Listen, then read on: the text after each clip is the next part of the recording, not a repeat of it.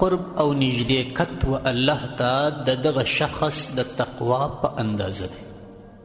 څومره چې د یو شخص په زړه کې د الله خوف خشیت بیره وي په هغه اندازه به دی الله پاک ته قریب او نږدې وي.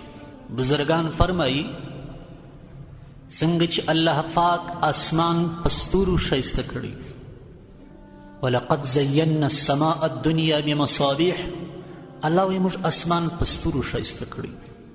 د مځکې سر او د مځکې سطح بیا الله پاک جل شانه په متقینو انسانانو ښایسته کړی.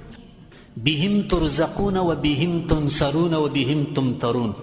تاسې ته چې الله پاک روزي درکوي د همدغه نیکانو په خاطر.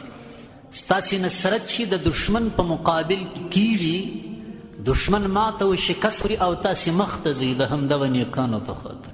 و بهم تمترون، دا دوی درې ورځې چې پر تاسې باران اوري دا هم د یو چا په خاطر.